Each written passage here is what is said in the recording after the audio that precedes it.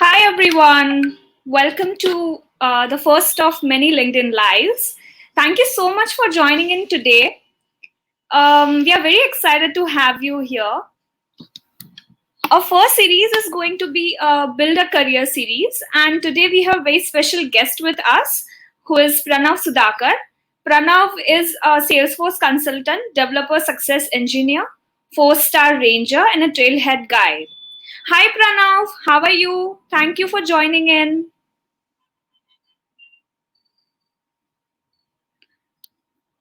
Pranav, you're not audible.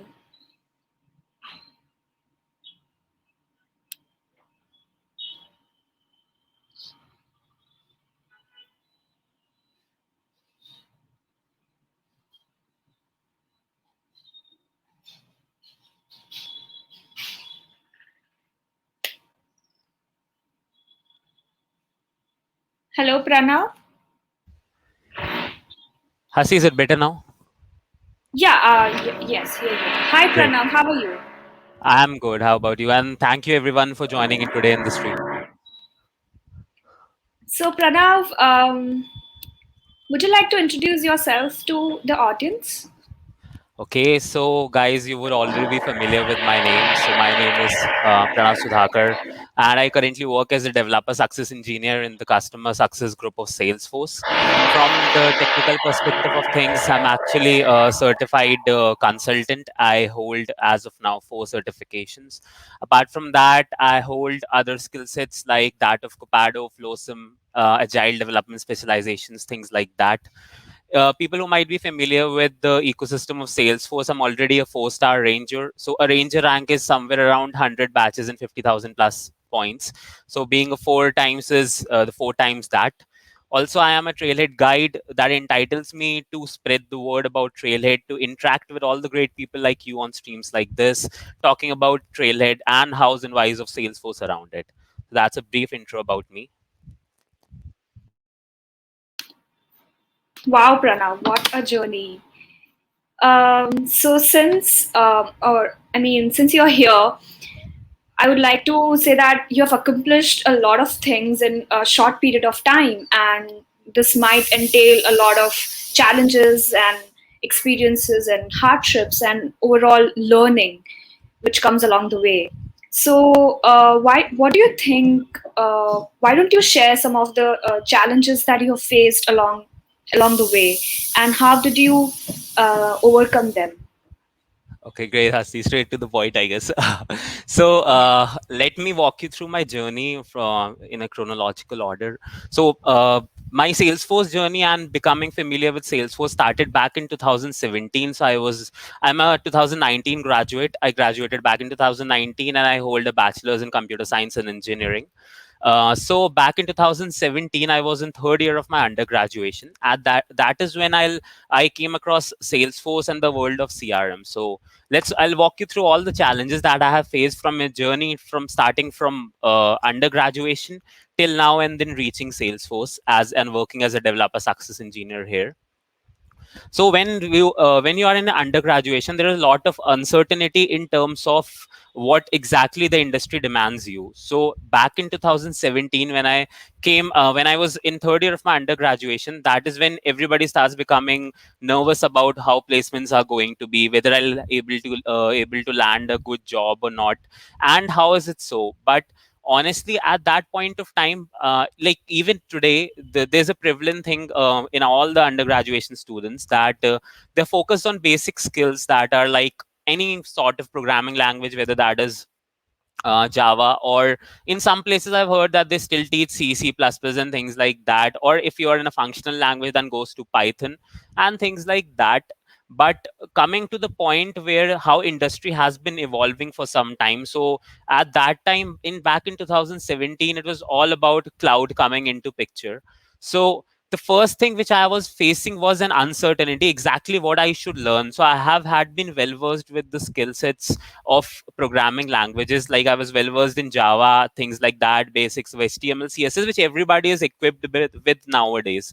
But apart from that, we always have a question in our mind that is it necessary? Is it even relevant that a skill that will land us a job in the first place?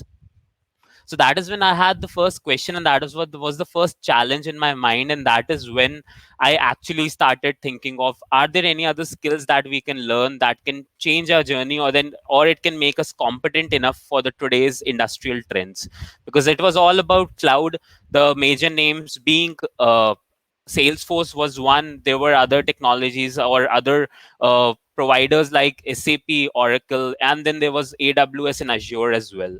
So that was the first challenge which I faced. And coming to the part how I did overcome them. So the first thing was, the first learning starts at home. So my sister has been really helpful with me. So she is also a seasoned professional in IT field. So she was the one who was guiding me. So I was keen enough to ask her in the first place what exactly I should do. So I'll suggest everyone, you should always make use of any of the resource you have at hand. If you have any connection with anybody, even if it's a faint one, you should always try getting in touch with them, connecting with them. If it's in family, then that's great, that's an added advantage. But if it isn't, you should always be the one to reach out and ask about things, about questions, if whether this would be relevant to me, how are the industrial standards going on, what are the industrial trends that are going on.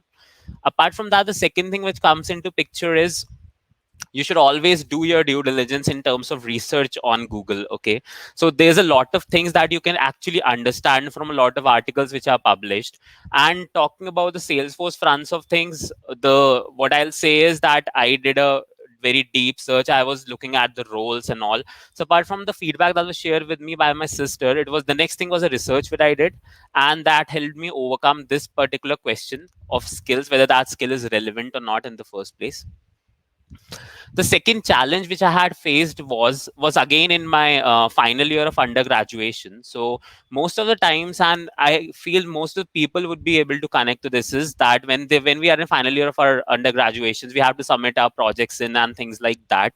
So first of all, with technologies like Azure and AWS, Salesforce, people have surely heard their name, but the faculty members are always sticking to the old traditional sort of technologies.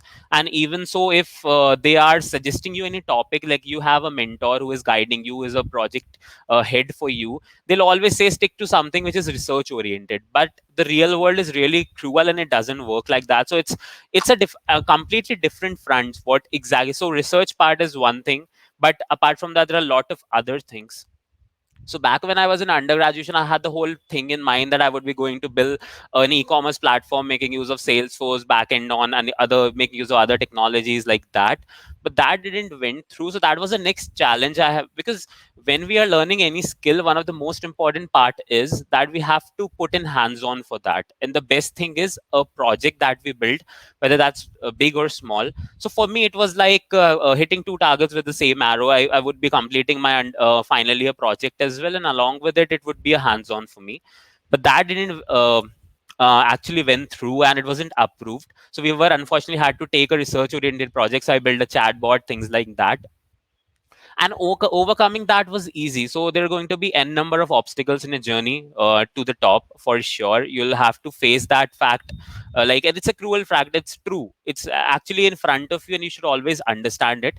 And what I was doing was, I had planned out, okay, so what I'll do is I'll work on my final year project, and parallelly I'll work on that same project or a similar project, and put in extra hours from my time to basically understand what I can build on and have something handy with me. So that was the Correct. next challenge which I faced.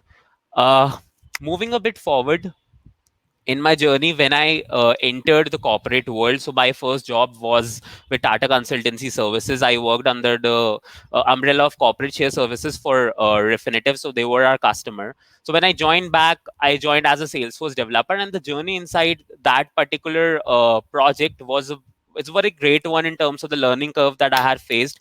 So I initially joined as a Salesforce developer, working as a senior developer after some time, and then finally when that project was over, I was even working as a solution designer, building in solutions, and that had given me a view about a lot of things.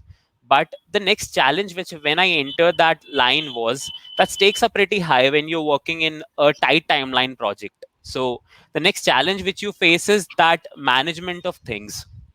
So it was Right. a really a tough one for me.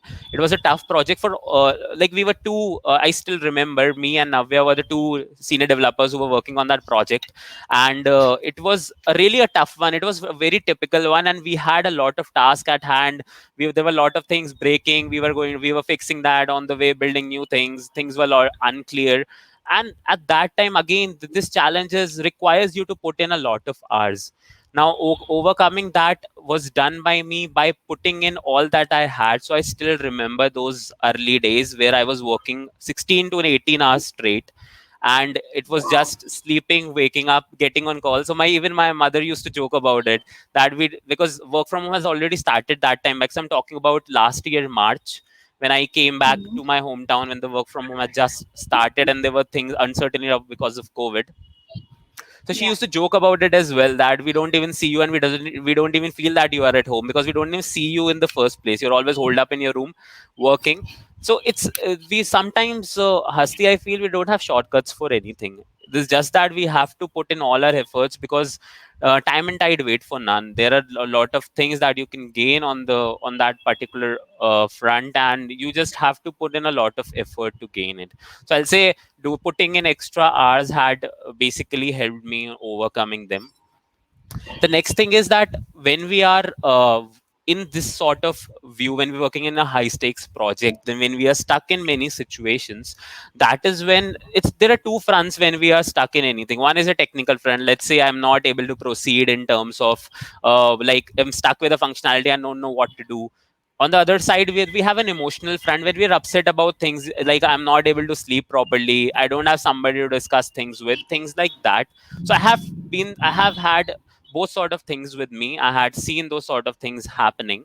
From the technical perspective of things, I'll say nobody learns good skills without great mentors. And I'll surely say I was lucky enough, or I was focused on that part as well in building connections, that I have had some great mentors, starting from the early days of my undergraduation till now. First mentor being my sister.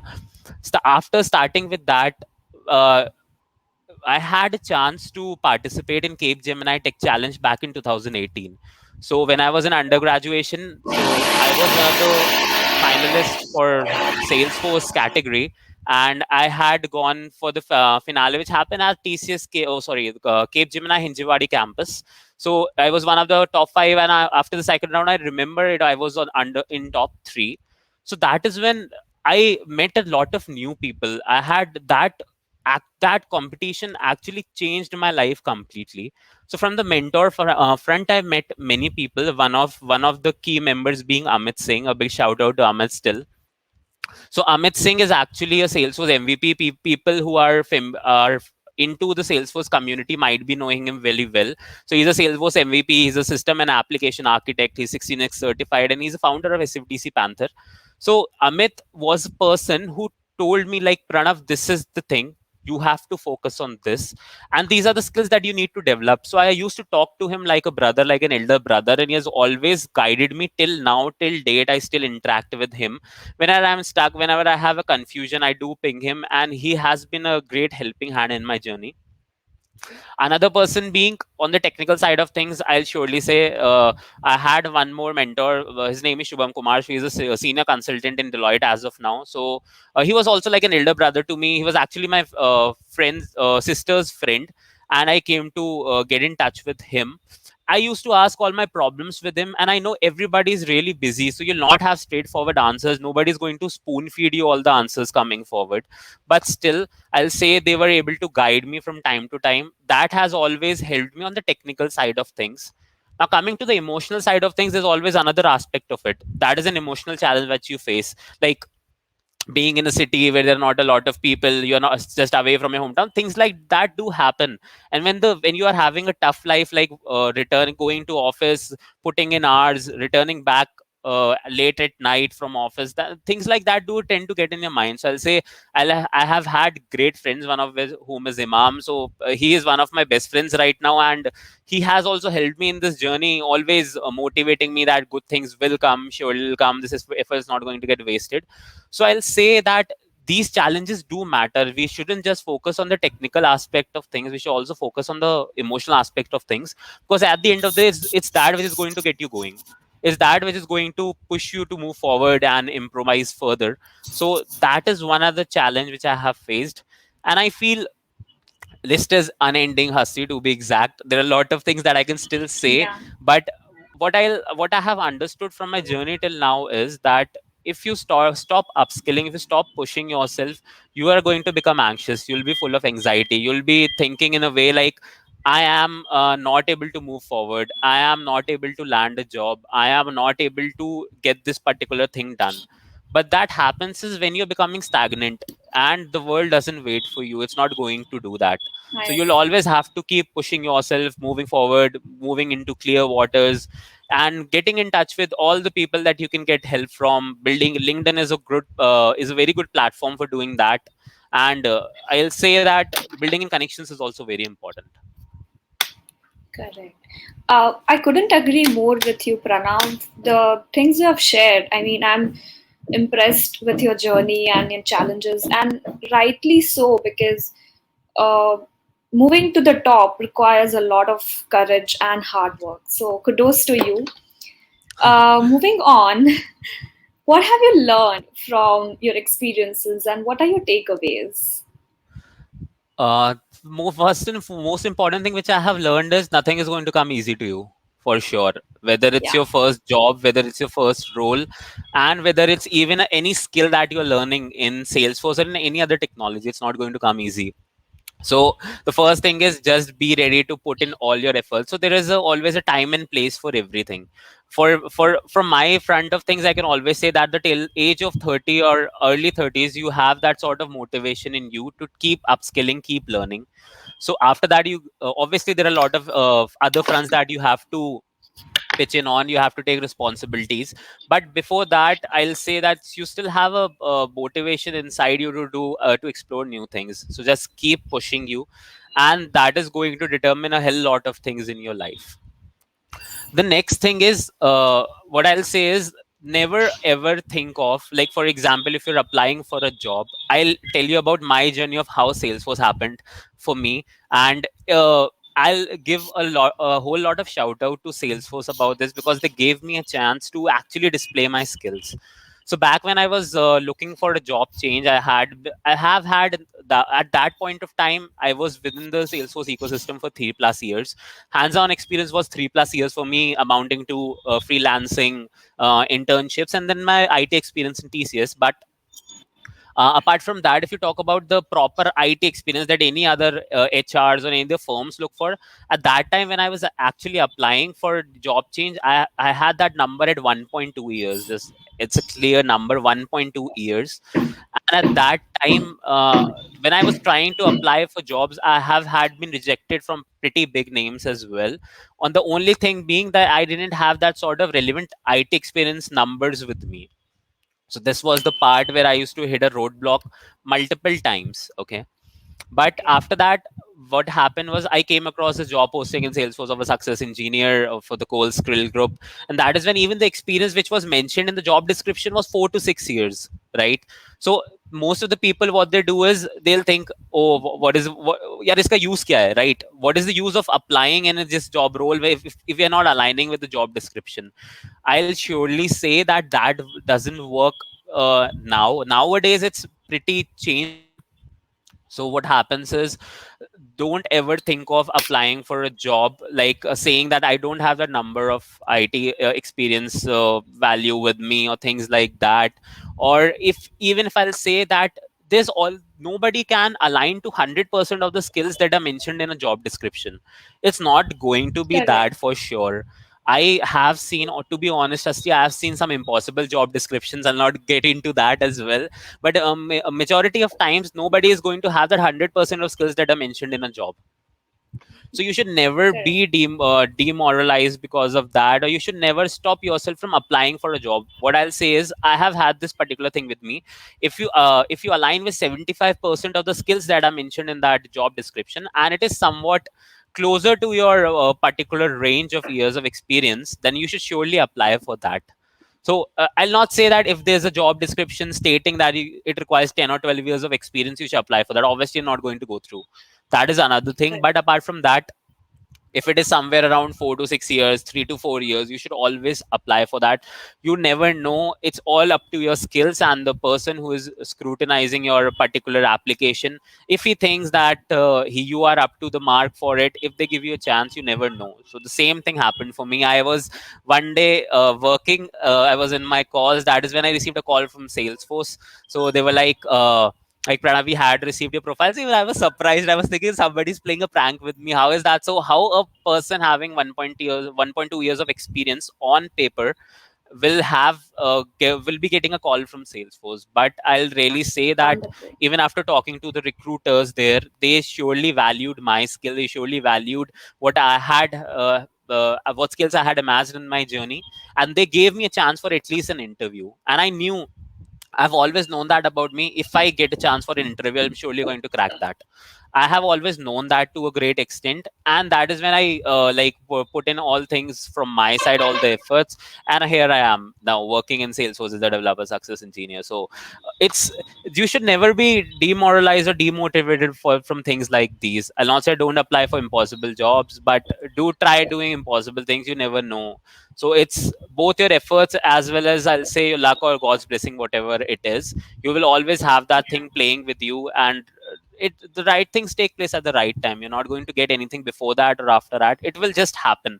But you should be always satisfied on your front, and you should always put in your efforts, because at the end you'll not think about, let's say if I was not able to crack a job interview, and then I think about if I would have prepared more, then I would have had this job. It doesn't work that way, because nobody's going Hmm. to wait for you.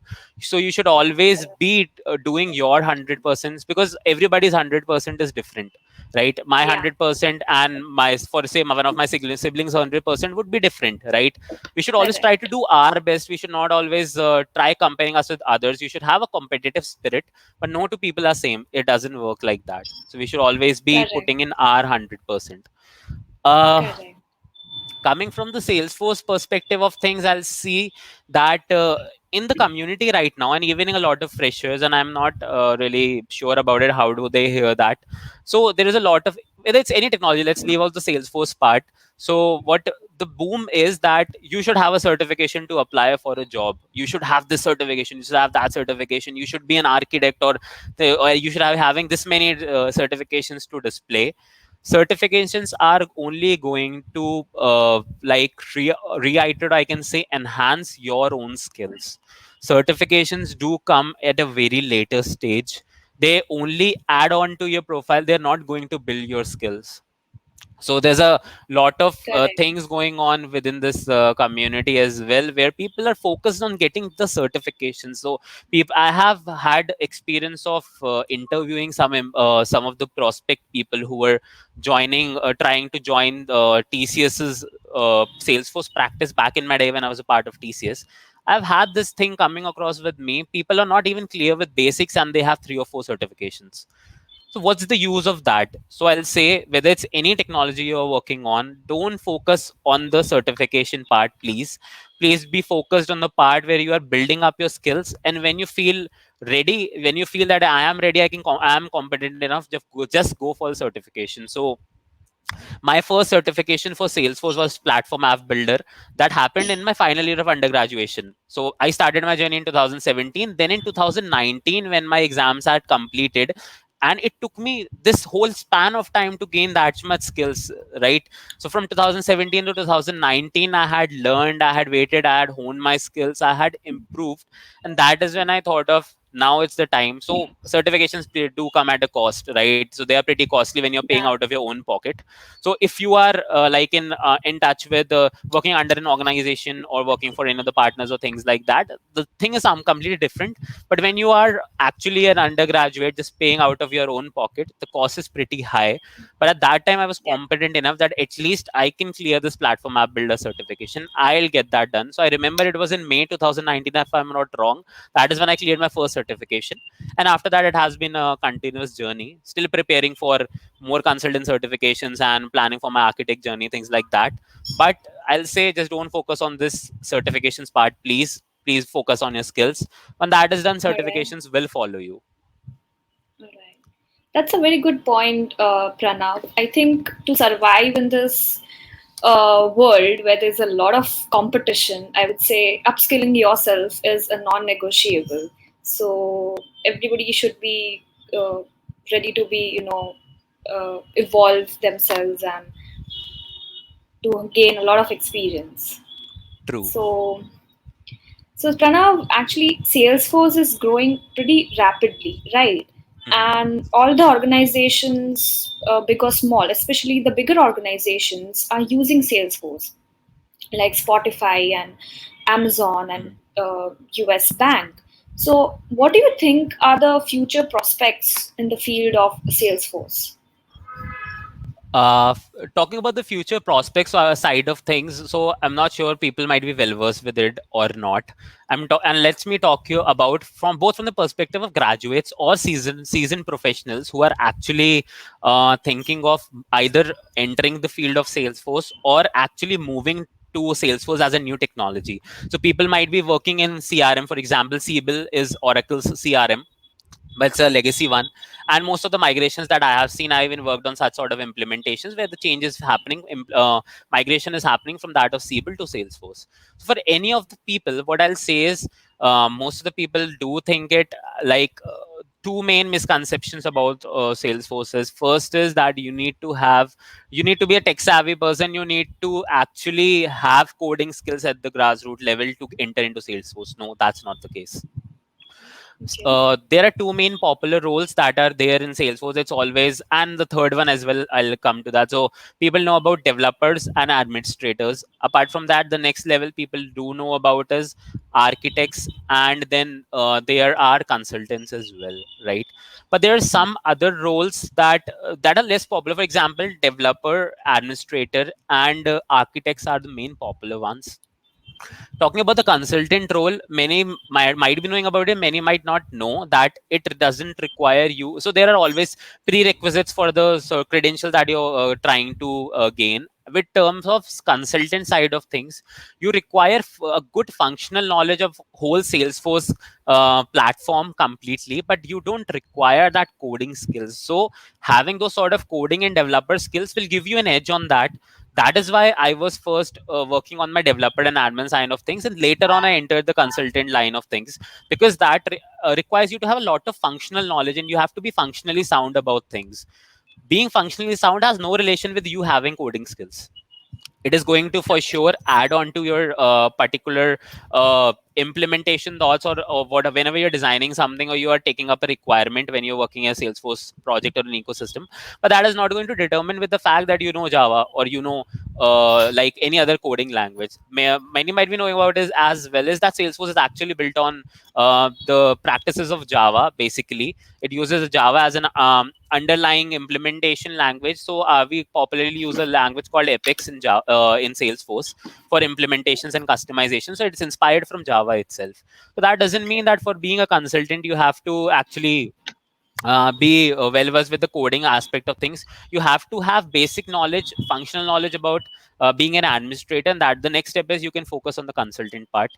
Apart from that, we have architects, we have new roles coming up as well. So there was another role which has come up in this ecosystem some time back, which is a solution designer, or we can say a designer role. And recently Salesforce launched the UX designer certification as well to align with that. Salesforce is always adding new credentials from time to time to actually widen the scope of the skills which are being covered in this way.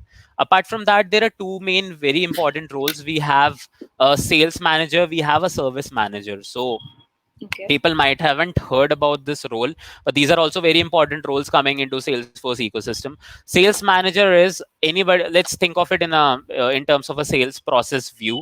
So whenever there's any new customer that has to implement Salesforce, or is going to think of taking up Salesforce. For example, as I said, that there is a Siebel CRM in picture and they want to move to Salesforce. So it's a prospect opportunity which is happening, right? So as a part of sales process, the people who manage this whole thing are actually sales managers. They're handling the sales part, right? That is Yeah. one role. Coming to the service part is like, let's say we have made a successful sell in terms of the sales process. We already have a customer who is making use of Salesforce, and after that you have to provide him a good service, right? So that is when the support perspective of things and service contracts, things like that, do come in picture. People handling that are service managers. So what I'll say is, Hmm. lot of prospects in the field of Salesforce, what I'll say is, we should always think of starting from the basic skill set, and start from that. After that, as and when years they go, keep on adding to your particular profile or your resume, and in your journey, you'll understand which exactly role do you want to explore. So there are a lot of things that you can actually do, but you should never rush into it. Just start from the basic skills that are required, because to be honest, Asti, being a sales or service manager is not going to come to a person, even me, even a person who has been working in Salesforce for some time. It's not going to come to me, because that requires experience of sales processes or service contracts, things like that. So that will take time, right? So there are roles that people should be well versed with. There are roles of architects, things like that, application architects, system architects, a lot of things which Salesforce provides. And to start your journey, I'll say what the most important factor in my journey has been Trailhead. So I'm obviously a Trailhead guide now. So back in my day in 2017, so Trailhead is actually the official learning platform for Salesforce. You can learn all the skills about anything. Like, if you want to understand what roles are there, if you want to understand what all certifications, the credentials you can basically acquire in the world of Salesforce, everything is available on Trailhead. Starting your journey, the best place to answer all your queries is Trailhead. Just go there, explore that, start learning. That is how it's going to be.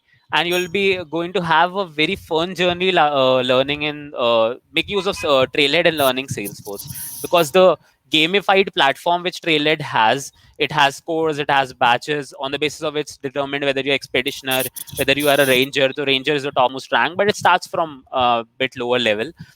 So you will always have those things with you. So that is what you can use to start your journey. Trailhead is one of the most important weapon in your arsenal to begin your journey. And the future prospects, what all I talked about, are available under the roles section of Trailhead. You can always go back there and explore it as well. Correct.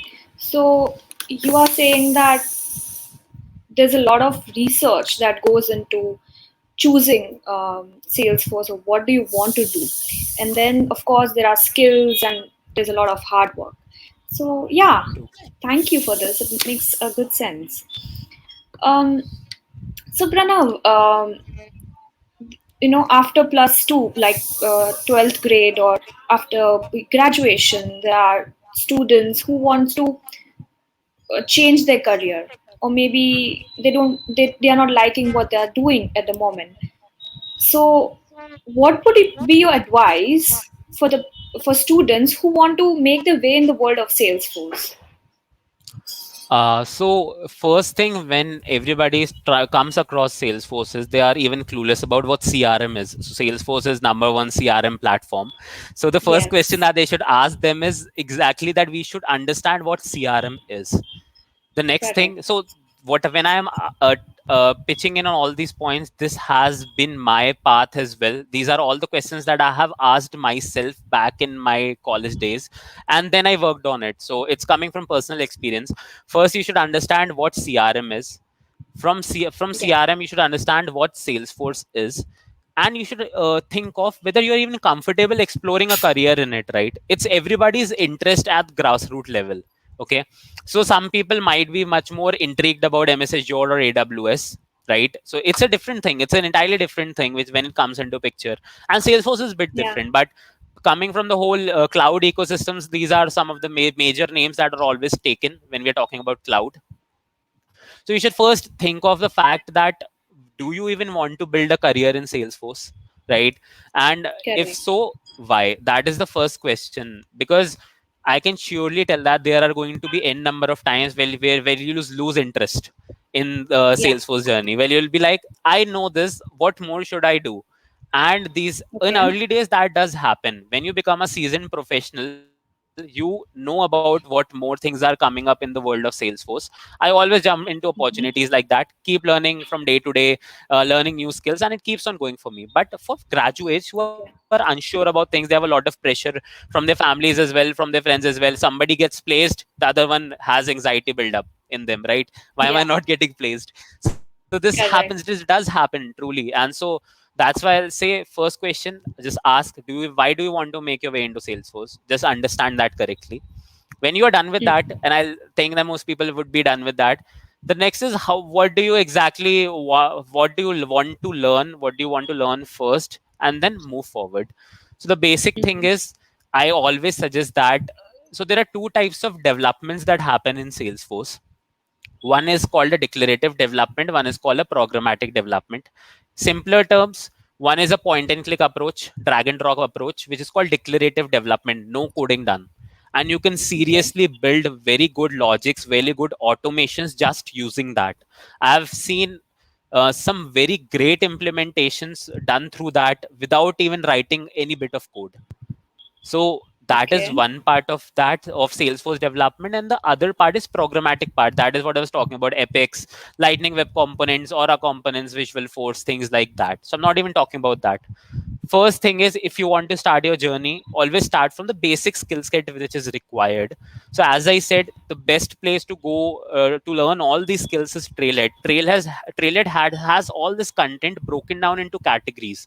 So we have separate badges for developer beginner, developer intermediate, developer advanced, same for admin skills as well.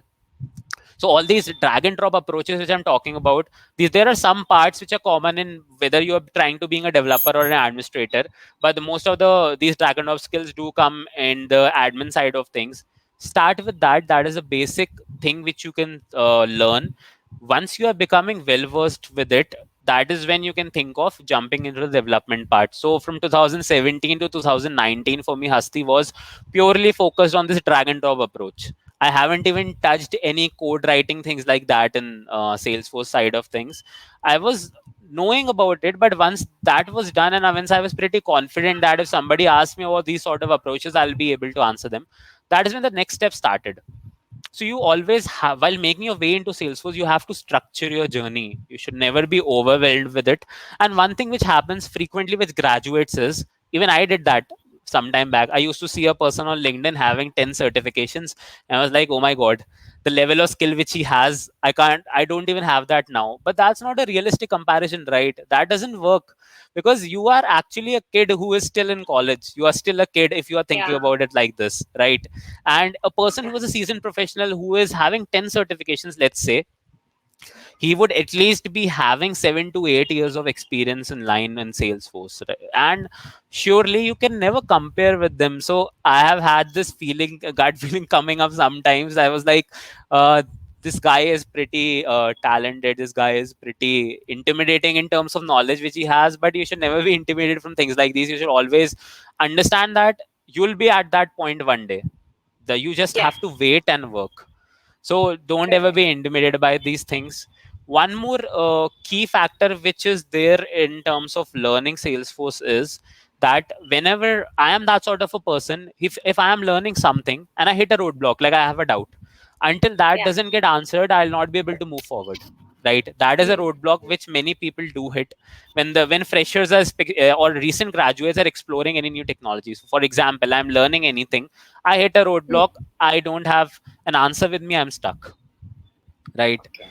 So how to move forward from that, how to cross that particular roadblock, how to jump that hurdle, that is going to come is again with the research. Now with respect to Salesforce, I really appreciate that, and I really love that part of us is we give a lot in to the community. So we have a very good community set up. We have a Trailblazer community, we have a developer community, where there are n number of queries being posted and n number of people answering it. So many seasoned professionals, so many experts, we have a lot of people answering. We have many seasoned people who I know personally. We have Om Prakash sir, we have Amit, as I told, I know Akash Deep, Narendra. These people are one of the key trailblazers who are blazing this thing. You post a query, you'll have somebody answering it.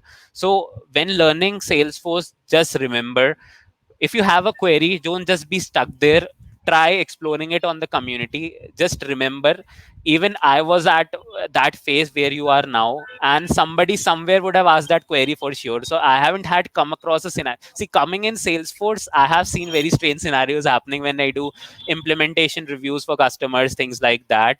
But apart from that, any generic query, there is no such question or query that I haven't come across which is not addressed on the community. So you should always do your research. And even if you're not answering this, I know it is pretty troubling, like getting in touch with one of your LinkedIn connections and asking them, uh, like, can you help me with it? Nobody's going to do that, Hasi. That is a true phase of life. Okay, everybody is busy in their own things. But what they'll appreciate is if they'll see you have explored all these things, that you still don't have an answer, and then you're asking them, they'll try your best. So my Yeah. basic motive of being a trailhead guide is sending out this messaging to make people understand what exactly is required and what options do they have for this. So first thing is, so try searching in the Trailblazer community, in the developer community, that is very developed and enhanced for Salesforce. Apart from that, try getting in touch with your mutual connections, and if you are still hitting a roadblocks, please feel free to reach out to me on LinkedIn. I'll surely try to answer your queries if I have time. So that is one thing. Plus, you just have Correct. to remember, at the end it's you who is going to get the answers and nobody else. So try Okay. using break fix model, try doing a number of approaches, and then you'll have your answer with you, and then you'll think, yeah, okay, this was the reason I missed this. And surely, Hasti, I'm saying from experience, there is nothing as a huge blunder happening in implementations. The mostly those are common mistakes which somebody does in that path of development, because everybody is thinking in their own way. So you always have to just get a review done by somebody else or your friend. Think of it, give some rest. If you are stuck in a question or a query, give some rest to move forward. Next day, explore it. You'll surely have a fresh perspective of things, and you'll surely able to answer all the queries which you have. You'll have your answers for yourselves. Correct. I think this was very informative. I now have a very clear idea on if I want to make a move in the world of Salesforce, how to do that. So thank you. So Pranav, like from your own experiences, what are some of the tips that you would like to share with the budding young professionals? Uh, if you want to kickstart your journey in any of the technologies that are, or any of the platforms that are prevalent nowadays, and let's focus on Salesforce part of things as well. As I said, Asti, I have already covered all the points pretty much. First tip is that explore why do you want to actually get into Salesforce. Okay, the competition, honest truth, competition is pretty high nowadays, and there are more and more people who are learning. So you will have to have a different learning curve comparing to other people around you if you want to land a good role in a good place, and that too at a very early age. So when I entered Salesforce, I was having around 1.5 years of IT experience. I don't The time when I joined, I was proud of the fact that I was the youngest person on that role. I'm not sure if it's still there or not, but I was the youngest person, and I knew that was true, because I don't think so that nobody's going like somebody's going to land that role very easily. I have had gone through a number of stages for that, but I'll say that if you want to reach a good place and for yourself, and want to make good growth in your career, you should always focus on the part of putting in a lot of efforts. And apart from that, you have to do something to separate yourself from all the whole traffic which is present, right? You have to be Correct. above and beyond. Now, I don't say that you have to excel in something or start becoming a active person in the community. It doesn't work that about that. But there are people, when we are in third and fourth years of our undergraduation, there are some people who are wasting time. There are some people who are actually putting in a lot of efforts. There's some people who are enjoying their time, so I'll not comment on it. They have their own life to adhere to. Everybody has that. But those actual last 2 years are very crucial for you. Just after you Correct. graduate, there is a very bad world waiting for you out there. Everybody is going to expect you to know things. So I'll not say just stop Correct. pitching in all the good things in this world and society, but I'll surely say you should understand that. A very simple example for this is that, for example, if somebody is a aspirant for masters or PGDM and want to appear for a common aptitude test after their undergraduation, so people usually have that sort of thought in their mind that, yeah, if a person is from science background in 11 12 and has arts, he'll land the diversity points in while appearing for the rounds of IIMs, right? Or if, let's Correct. say, the girls have the part of gender diversity, right? But my thoughts on this particular points are, bro, you already know about it, right? Man, you just have to be realistic, right? You know it upfront that there are things that can add value to other candidates which you are not having. So when you already know about this gap, what is preventing you from filling it in the first place? Like, Correct. I'll say that this is not at all a good attitude in terms of things. When you know a fact, right, you should be facing that, and you should be understanding it. This is what is required. I'll get this done. I'll get the ball rolling. That's it. And it's going to Correct. determine everything for you. So early years are very crucial in undergraduation. Please don't waste a lot of time, I'll say. And coming to this aspect as well, I want to focus on a fact that don't ever get into that sort of thing that I have to put in 18 hours straight. We have a life that is a professional life, which is important for building career and your studies as well. We do have a social life. We should always keep that in check and balance. We should not let the other thing overwhelm the other aspect of things. Keep anything in balance. So I know I'm a bit wrong saying this as well, but I realize it pretty late that social life does matter for everybody. You need to communicate with your friends and peers from time to time to actually share what is going on. And then it's Correct. really important. You are not a robot, you are not a machine. You don't have to work like that. You are a human being. You have an emotional intelligence to handle things. You have a technical intelligence to handle things. Just understand it and work on it. That's it. Correct. Correct. Apart Yeah, from I that, agree. yeah, Hasti. Yeah, So yeah, please go on. no worries. So apart from that, talking about what other thing can I suggest young professionals is, I guess I have pretty much covered it. Don't be intimidated from others' skills. Try getting or working on your skills, and just don't be afraid to ask questions. So I have seen many people who are afraid to ask the queries and questions just because they don't have that mindset, or you can say a relevant skill to answer the other person queries. I'll not talk about anybody else. I'll give you one particular scenario from my own life. So when I was working in Tata Consultancy Services, so I have had a chance to work with pretty good architects, solution architects, and people who are like excelling in their role. Okay, so when I used to go talk to them, I had to think twice as to, if he asks me a cross question, I'll not be able to answer that, right? So Hmm. you should never be afraid of that. What's worse that can happen? He'll just say that go research it and come back, right? You should always be Yeah. upfront about, if you lack a skill, that is fine, right? But you should always be the one asking for help. Just remember, you have to be a team player. So I have always reached heights, and still growing, because I've worked together with my team. So whether I'm here at Salesforce, I have a very great team at Salesforce. Kudos to them. I have great managers. I have great senior people who have been guiding me through this journey. Even in my previous organization, Tata Consultancy Services, I've had a chance to work with pretty good solution architects, consultants, things like that. You always have to be a team player. You have to take your team together and work on things.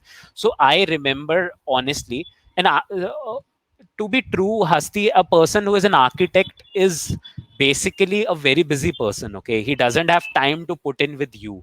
But if you are a team player and if you add value to a team, they will be even motivated enough to help you. So I remember I give a shout out to one of my other mates, Prashant. So Prashant is also a architect and a senior consultant with IBM now.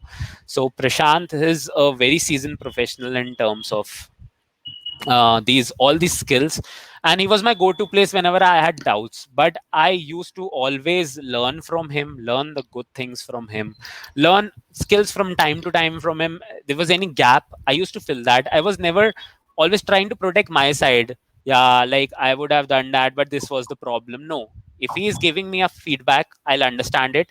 It's all about continuous feedback, right? You get a feedback, put it in your efforts, and you'll have something new to work with, right? So Correct. I still remember when I was working 18 hours straight, me and Prashant have sat on a call for hours doing reviews, reviewing my implementations, things like that. But that only happens when you are a team player. You should always Correct. work in a team. You should always ask for help. You should never think of it that you are alone. So whether it's on an emotional front, whether it's on a professional front, it still happens, Asti. Even I don't have a lot of answers, right? I am not a person who's omnipresent, who knows everything, right, in the Correct. world of Correct. Salesforce. So coming to my team inside Salesforce when we were working in CSG, so I still ask questions, a lot of questions, whether they are process oriented or whether they are technical skills or technical queries. I still ask that. You should always ask for help. It's really important. That is going to get you going.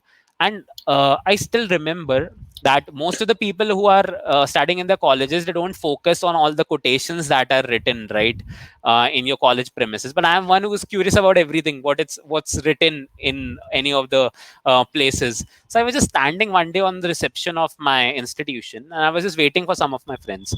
So you get pretty bored when you are into your cell phone and all. So I was pretty bored. I was just Yeah. listening to music and I was looking around. Okay, so there was one quotation that I read and I was really relating to it, and I still keep that in my mind. So the quotation was like that: when you have one coin, okay, when you have one coin, and the other person has one coin, you exchange it, you still have one coin each. Okay, it's not going to add anything. Correct. But when you Correct. have one idea and the other has another idea and you exchange it, you both have two ideas. So that Correct. is how Yeah. it's going to work. Just be a person to share things, be a person to like ask queries, ask for help, share ideas. You'll have somebody adding something constructive to it. You'll have constructive feedbacks as well. And one more important thing is that you should always understand who your well wishers are. So the world is a pretty tough place out there. You just don't have to have that sort of emotional intelligence as well, right? Just Correct. understand who your well wishers are, and that is how real life works. Be focused on Correct. that, and just don't put in a lot of efforts where it isn't required in the first place. I'll say that, whether it's any technical aspect of things, whether it's an emotional aspect of things, because at the end of the day, we are humans, we are not machines, so it doesn't work. We don't have an AI model who gets trained on the basis of data that is put True. in, right? So True. we True. have to be True. careful about this. If you have this whole things in your mind and you are able to pitch on it, I'll surely say that one day you're going to land a great role. Even you'll grow. I'll say I'm still growing. I have a lot of people who I look up to. So we have another member of our community, Manish Chaudhary. He started his journey with Salesforce. Now he's soaring in Google. So I still look forward to him. I look forward to Wow. Amit and many other people who have had that sort of talent and enthusiasm in them to grow every day. And that is what I have seen. Correct. So I'm not going to get that fire extinguished in any way. I know we have some of our low times. We have some of our high times where we are busy in things or we are trying to balance things. Yeah, but it's going to pass, and you have to be like working on it. And I hope that all the people, if you think of it in the first place, keep all those things together, you're surely going to land a very great role in one of a good organizations, and that too much more earlier than me for sure. Because I guess then you have now all the cheat sheet which I could provide you.